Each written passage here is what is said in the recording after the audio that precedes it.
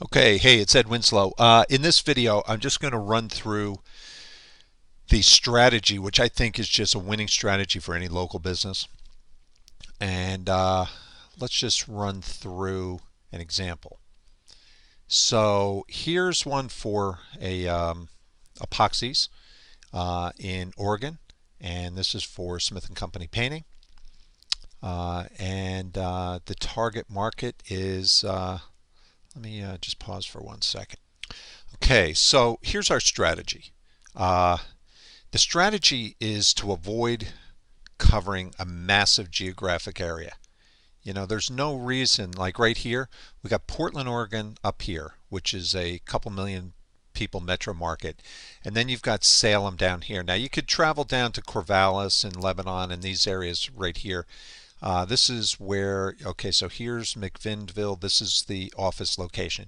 So what is the strategy? Is the strategy to cover this massive area like this, or is it, or the strategy to be really tight and start making sure that you're ranking for every town possible in this corridor? Okay, and there's a lot of little towns, and there's a lot of, you've got county names, you've got regions, you've got wine areas. So you really want to target, you want to look at where these town names are. That's really, really critical. Okay, so that's number one. So ideally, we want to stay in this particular market and make sure that we're covering as much possible ground as possible.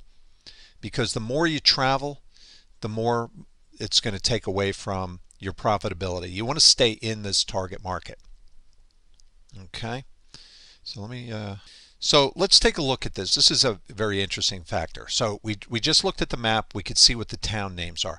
Now look at the keywords that people are searching that Google is recognizing relative to this particular site. Now let me just pause for 1 second. I want to take a look at the website. Okay, so what we've done on the website, we've got it broken down by industries, and we've got it broken down by services. The reason why is that we've got keywords that relate to each. We don't really know exactly how people are going to search, because people aren't just searching for epoxy floors or floor coatings. That's not how they search. They search by what matters to them. So you've got all these different expansion joints, epoxy repair, epoxy floor systems, all these different terms, right, that are in each one of these pages. Now, let me just go over and let's just take a quick look at, let's see, what's a good thing we could do here. Well, let's look at antimicrobial floor coatings, for example. Okay, what we're looking at here is, this is what we see, okay? And there's a reason why this page is written this way. This right here is called an H1 tag. We have H2 tags. Okay, then we have these H3 tags down here, and I'll show you in a minute what I mean. But you can look here. If you look here, this Portland, Salem, okay? But we don't have every town listed here. So how's Google going to know that if you don't tell them what town you want to rank for? We've got Portland, we've got Salem, we've got Oregon. Okay, three good geographic areas, but we need a lot more. If you want to rank for all those towns, you need a lot more results. You need to rank for a lot of different towns. But how are you going to do that? The only way you can do that is with case studies. Now here is protect your floor with concrete floor repair. I mean, what the heck is this? There's no geographic terms. Okay, you've got the company name. I don't see any geographic terms. So how's Google going to know what this is about? Why not just take this one step further and put the geographic term in there? So let's take a look. Hold on. So what we saw was the page. This is what Google sees. The first thing that they're looking at is this right here. Okay. Great. Protect your business with concrete floor repair. Where? Okay, you're not telling. If you don't tell Google where, I mean, Google's a computer. You got to program the computer with geographic terms, or they're not going to know where you are. Yeah, you might want to try and rank on a national basis. And let's see. Again, this is the next part that's really key. Concrete floor repair. Okay, moist. Okay, so right here you've got a meta description, very important. Um, but again, no geographic term in here. Now let's say, for example, you are some kind of industrial facility and you need to have your metal water tank or oil tank painted, right? It's 30 feet up in the air, okay? So what are you going to do? You're going to do a search for, what are you going to search for? Painters? Commercial painters? Industrial painters? How about if you search for metal tank painters? Great. Look what we have. We've got Smith and Company painting, and if we click this term here, it takes you to an industrial page. Not bad.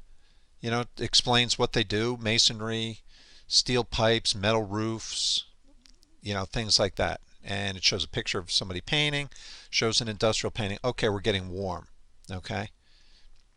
But what if you see this one right here and it says metal fuel tank painting? Oh, okay, that's getting pretty warm. That's sort of what I'm looking for. I'm looking for somebody that paints metal fuel tanks. But if you didn't add this, look, Portland, Oregon, okay, but even more, metro area, okay. And why did I use metro area? I'll show you in a second. So you got metal fuel tank painting, okay. This is called, and this is an H1 tag, okay. This right here is uh, an H2 tag, okay. These little bullet points, Google loves these bullet points, these little bold things. Google picks up on that. That's an important part of the page. If you look right here, great outbound link, very natural. Take you right over here. Good information, right? It takes you right over to the product that was being used. Here we click to another page on the website, relates to, so you can see that takes you right to the home page. So you can see concrete floor coatings and metal tank painting are all related. Okay, Google's going to pick up on that relevance. If we hold on a second here, I want to. Okay, so let's look at the page source here. Okay, good. Metal fuel tank painting, Portland, Oregon. Boom. Google knows Portland, Oregon. Okay. If we go down here, 5-step metal tank painting process explained. Project completed at lumber mill in Yamhill County, Oregon with Sherwin-Williams enamel over 2 weekends. Okay, so we're using Yamhill, we're using Oregon, we used Portland up here, so we're using a couple different relevant terms. So you start with this up here, bring it down here. We want to get a couple different geographic terms in this article. But remember, we're using down here, I used McMinnville, I used Oregon, I used Smith and Company, Oregon again. You know, you don't have to use it too many times. I probably could have used the geographic terms less. Okay, so number one, how are you going to write about you know, metal fuel tanks and optimize over and over? These case studies make it very natural. Now, I just wanted to go back and let me just show you what I was in regards to the metro area. Okay, hold on one sec. Now, there's a reason why I use the word metro area. See, Google understands the word area because it's local. You know, it's a geographic term. Metro also, they understand this stuff. Google's pretty smart. Okay, so if you look here, Portland metropolitan area. So what I did was when I was trying to think about it, well, how do I get some, you know, some broad coverage here? Well, I used the word Portland metropolitan area. And there you go. There's a whole article about the Portland metro area. Now, I probably should have linked to this page. That would have really helped. Okay. Okay. But that's my point. This is how this is really the strategy for any local business. Now, if you take you know, with Smith and Company painting, they're doing 30 projects a year. They're doing, each one is a little bit different. It's got, you're using different products, different colors, different size. But it's a simple model that can be replicated over and over and over. And you can see I didn't even write that many words on this one, and it ranked really well. And this one has been producing leads. It'll continue to produce leads. Okay, but we could probably rewrite this. We could probably rewrite another one, and use different geographic areas. Um, but you can't do it over and over and over. You got to be very careful. Okay, so this is why these case studies work. This is the model. So if you look here, look at how many different things that you can talk about. Okay, so let's say you write this blog post on a Monday, and you could post it on Facebook. Okay, tomorrow or later on this afternoon, you could talk about degreasers, because we know that they're using Sherwin-Williams products, and we could talk about Sherwin-Williams degreasers. We could talk about rust removal, what the process is. That could be tomorrow morning's Facebook post. Tomorrow afternoon, we could talk about power washing. The day after that, we could talk about primers. That afternoon, we could talk about finish coats. So then we can talk about Sherwin-Williams metal primer. Okay, and hold on, let's see.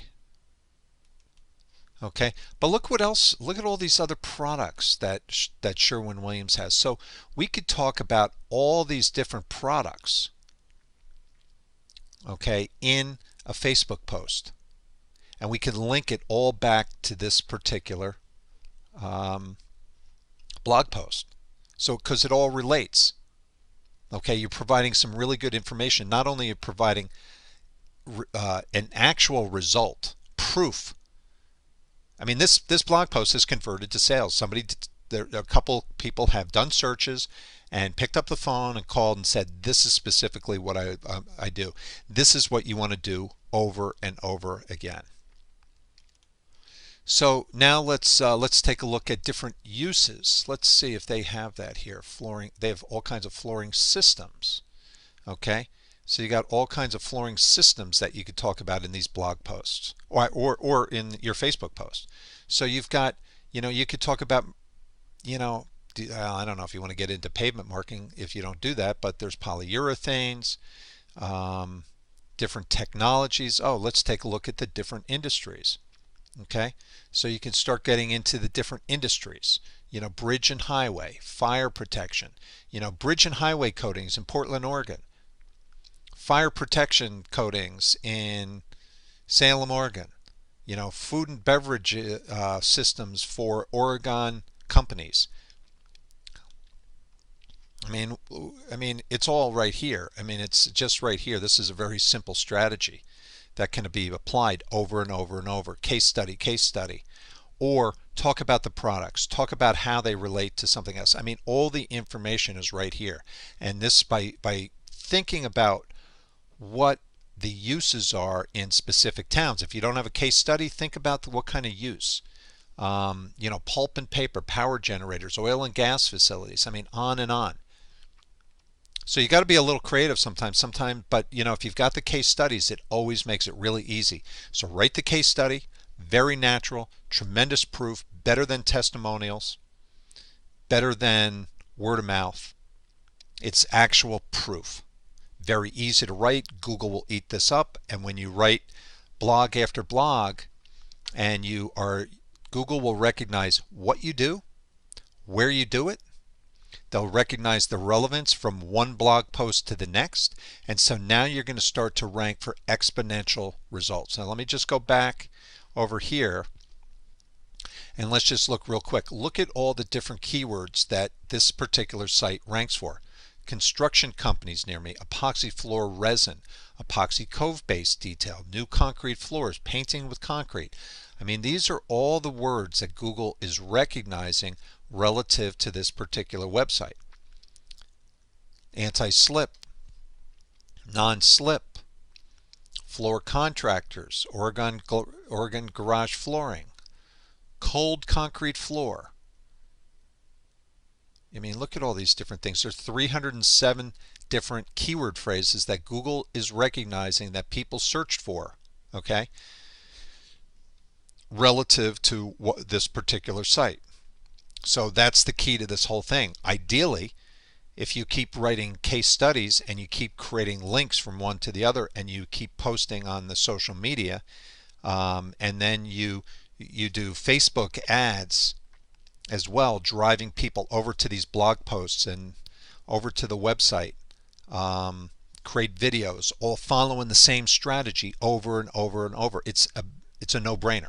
It's a very easy strategy. You don't have to recreate the wheel all the time. It's just follow the case study formula. That's your base. That's your foundation of everything. Then you can talk about your case study on Facebook, you can Twitter, you can create videos, you can write press releases. I mean, there's a million ways to do it to dominate your market. You can promote this to other, well, there's on and on. But anyway, that's the story. That's how this whole strategy works. That's how you dominate local markets, and that's how the whole idea is you do not want to be driving 45 minutes to get to a project when there might be something going on right around the corner 10 minutes because they didn't find you for that particular search. So the whole idea is that you don't need to cover this massive geographic area. You need to be very, very tight and keep filling in the searches for everything related to what you do in a very, very tight area. That's the local, that's the real estate model that has been around for years. It's how every major real estate company is been created. Real estate and construction are local and they're regional. They're not generally not national. There are very, very few companies that can dominate, who can cover national markets. It's primarily local, towns, counties, state. Case studies are the answer. Hope that's helpful.